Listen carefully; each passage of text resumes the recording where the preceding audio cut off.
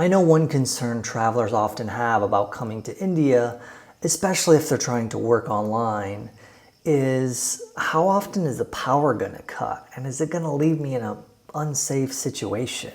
Now, I've been in India since 2018, and the first year I was here, I was able to work more than 40 hours a week and even work through those power cuts. So it's not as bad as you think. And in this video, I'm going to help you understand why power cuts happen, although it's super complex, and more importantly, what you can do to either keep the power on or endure the power cuts with as little discomfort as possible. Stay tuned. Hey everybody, I'm Ben Jenks. I'm here in beautiful, dark, quiet India. Can you hear the crickets? Now I want to let you know the power situation isn't really that bad. Where I live in a southern state, Tamil Nadu, I'm on the outskirts of town, and I would say the power cuts between 5 and 20 minutes a few times a week. And once a month, there's a scheduled power outage for 8 hours. Now that can be a bit challenging. Now it doesn't happen during the dead of summer, but there are some very hot months where there's 8 hours of power. And later in the video, I'm going to tell you how I managed to work during those times and not fry because it's so hot. It was over 105 degrees here Fahrenheit. I also thought it'd be interesting to ask people across India, how often does their power cut each week? So I polled the Indian members of our audience and 343 people voted, thank you so much. And a surprising 49% said they never have a power cut each week.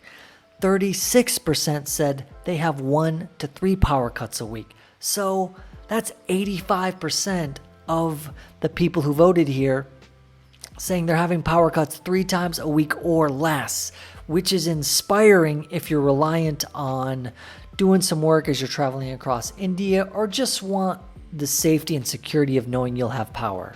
I also thought it'd be relevant to ask people, well, how long is the power out in a typical week? And again, I asked the Indian members of our audience here, 368 votes, 60% are saying it's out for less than 15 minutes. Wow. So if this data is accurate, this means that if you're going to be traveling around India, power cuts aren't going to be a significant issue in most places. Anyways, let's talk about why power cuts happen in India first. Then let's get to how you can prevent them from happening or keep your power on, or at least endure the power cuts. The power cuts in India for 2 main reasons. 1, there just isn't enough power to go around. 2, the power can't be distributed to everyone. Whether that's because of damaged equipment because of a storm, which often happens, whether because the demand for energy goes up so much that it raises the price and I can't afford power, or it's a precaution because a storm might be coming. Now I do want to say India has made great strides with their ability to generate power over the last few years. In 2017, 300 million Indians weren't even connected to the power grid. In 2018, every village in India was connected to the power grid. At that time, there still wasn't enough power generated across the country to provide enough power for everyone in India. There is a high demand for a lot of power, and for many years India just wasn't able to supply enough. They just didn't have the power. Today in 2021, I'm seeing that India has more than 2.7% enough power for the entire country. So things have rapidly improved, and give credit to the government for making that a big priority. However, this does not mean that where you are going to travel, there's a power surplus. In some regions of the country, they have more power, and in some regions, they have less power.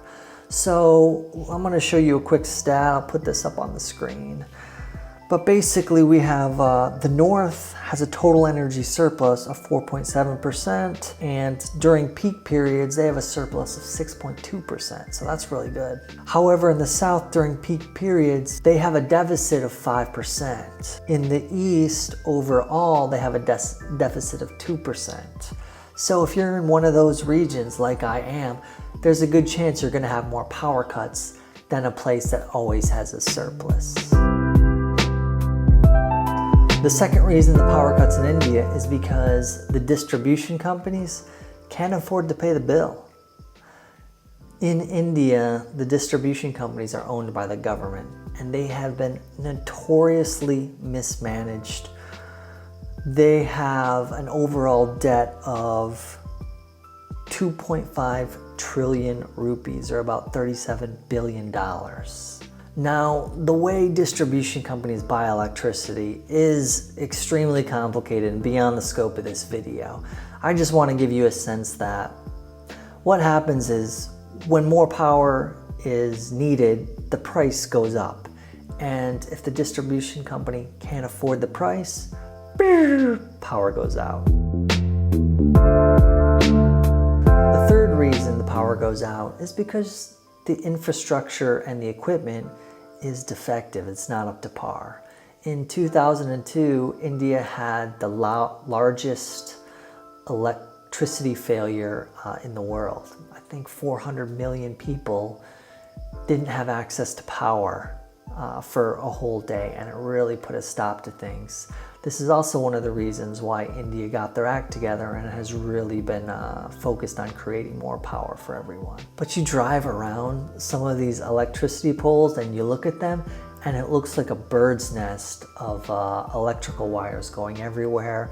It looks like duct tape wire. It looks like people went in and added their own wire and strung it off to their house. The other day I was out in the country and a wire is going past, and then another wire comes down, goes into a Coke bottle, circles, and then goes off this way towards the ground. And I'm just like, what is going on? And then finally, many power cuts are precautionary. If you're in India, there can be some heavy rains during the monsoon period, and I'll notice that the power will cut once the rain starts or when a storm is coming. And then once the heavy rain stops, then the power goes back on. And these could be precautionary cuts. If a storm comes and if another wire touches another wire, then they're gonna blow a fuse and someone's gonna have to come out, figure out where the fuse is blown, flip the switch.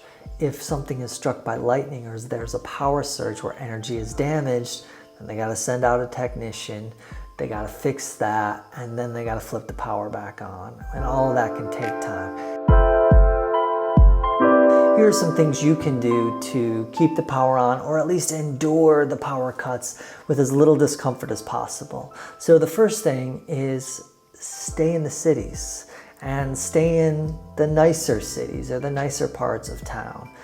When I've been in hotels that are out in the country, that's when I've had the most chance of power cuts. I stayed near Pondicherry in Oroville, and I saw this cute little hotel with a pool. And swimming pool. Blue waters. And the design of a violin. The guy assures me they have a generator, everything's gonna be fine.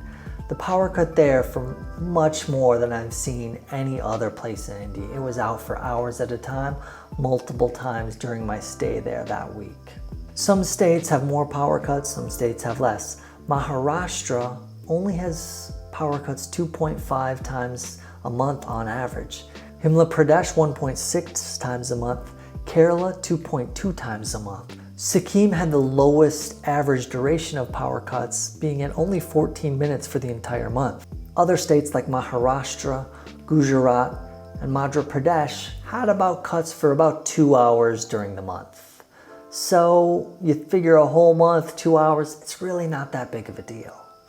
Now in the worst states, it can be as much as 16 hours during the month or more. So keep that in mind too. If you're going to a more rural state, then you're gonna have a chance of having more power cuts. I've heard cities like Jaipur, Mumbai, Kolkata, Ahmedabad don't have too many power cuts.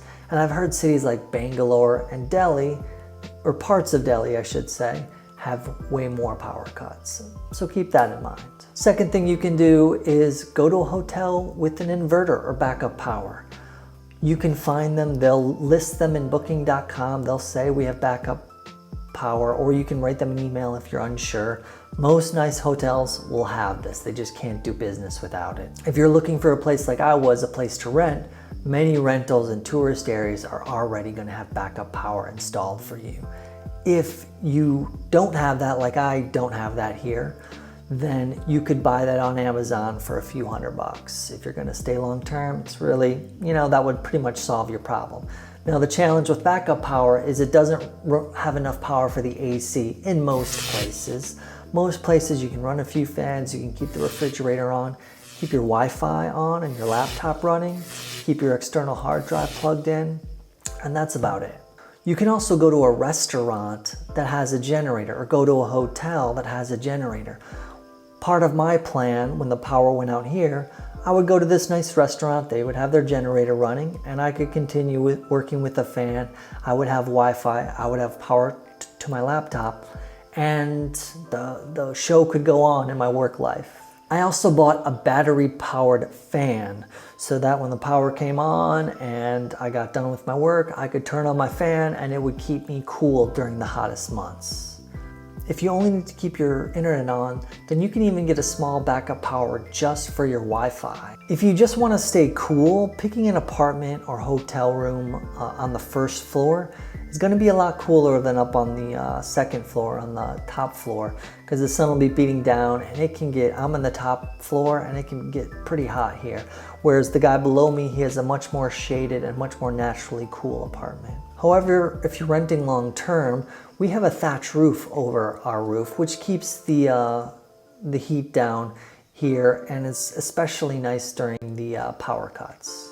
And finally, you want to make sure that your phone has a good mobile hotspot on it where you are staying at.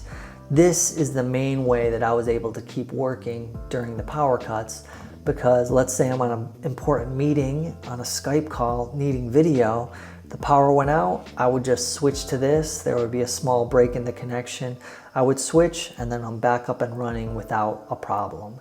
And I was able to do that for over a year, having a few calls each day, many of them video calls. So the internet in India on your phone is pretty good and can do Skype calls in most places. Now, I use Vodafone, but many people are saying Geo is actually a much better option these days. So you will want to know where you're staying and ask the people there what types of SIM cards they have, and they'll be able to tell you which are best for that area. What do you think? Why do power cuts happen in India? I know that's a complex question, and I know people have a lot of different ideas about it. So I'm curious what you think. And more importantly, how do you keep the power on where you're at? And is there any tips and tricks you have for maintaining whatever it is you do during the power cuts? Again, power cuts in India aren't that bad. They're actually kind of nice sometimes. It's quiet, you light some candles. I used that as a period to just do less work. I would turn off my computer, I would rest, or just take some quiet time, and it's actually kind of chill. I hope you enjoyed this video. Thanks for watching. If you liked this video, please click the like button. If you know somebody who's coming to India or looking for some power cut tips, please share the video with them. Also subscribe and click the bell for notifications if you want more informative videos about beautiful India. Thanks so much for watching. Have a nice day.